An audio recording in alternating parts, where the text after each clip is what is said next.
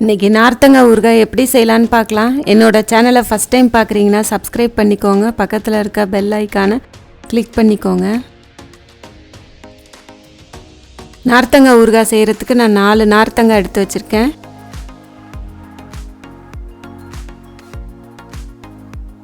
இதை கட் பண்ணி எடுத்து வச்சுக்கலாம்.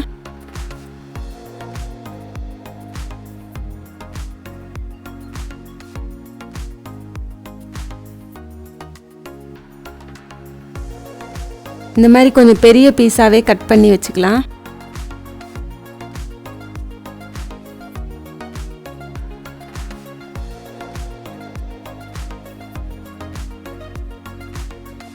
இந்த மாதிரி கட் பண்ணி எடுத்து தனியாக எடுத்து வச்சுக்கோங்க ஒரு பாத்திரத்தில்.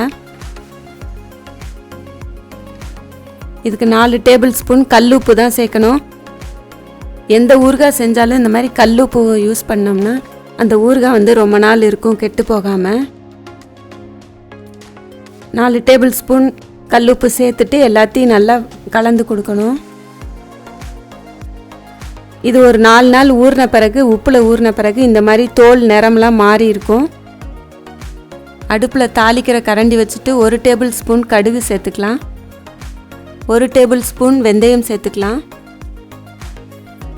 இது எண்ணெய் ஊற்றாமல் ட்ரை ரோஸ்ட் பண்ணணும். அடுப்பை சிம்மில் வச்சுட்டு தான் பண்ணணும். வெந்தயம் கருகி போச்சுன்னா ஊறுகாய் கசக்கும். இந்த மாதிரி வறுத்து எடுத்து வச்சுக்கலாம். இதை இந்த மாதிரி உரல் இல்லைன்னா மிக்சியில் கூட போட்டு பவுட்ரு பண்ணிக்கலாம்.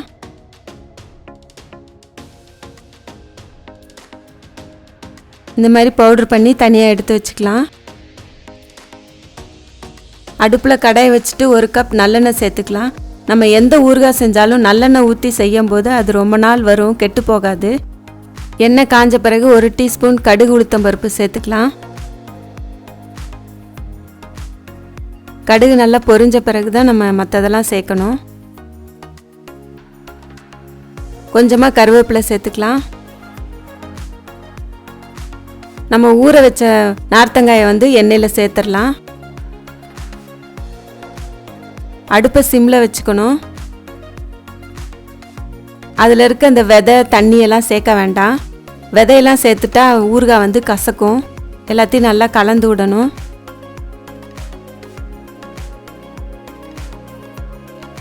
ஒரு டீஸ்பூன் மஞ்சள் தூள் சேர்த்துக்கலாம். 3 டேபிள் ஸ்பூன் தனி மிளகாய் தூள் சேர்த்துருக்கேன். உங்களுக்கு காரம் எவ்வளோ வேணுமோ அதுக்கேற்ற மாதிரி சேர்த்துக்கோங்க. போட்டுட்டு எல்லாத்தையும் நல்லா கலந்து விடணும். இதை அடுப்பை சிம்மில் வச்சுட்டு இந்த எண்ணெயிலேயே நல்லா வதக்கி விடணும்.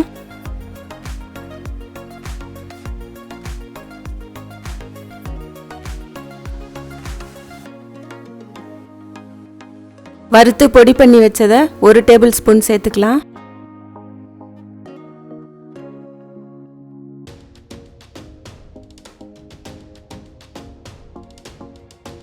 ஒரு டேபிள் ஸ்பூன் உப்பு சேர்த்துக்கிறேன்.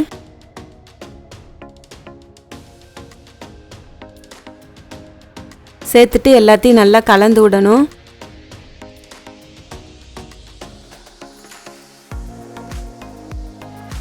அரை டேபிள் ஸ்பூன் பெருங்காயத்தூள் சேர்த்துக்கலாம்.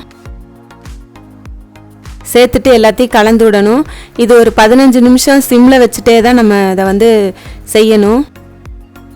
எண்ணெயிலே 15 நிமிஷம் வதக்கி விடும்போது நார்த்தங்காய் இன்னும் கொஞ்சம் நல்லா வெந்துடும். இதோட அளவுகள்லாம் நான் டிஸ்கிரிப்ஷன் பாக்ஸில் போட்டிருக்கேன், பார்த்துக்கோங்க.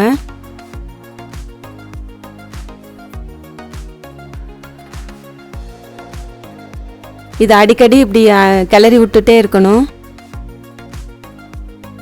இப்போ ரெடி ஆயிடுச்சு.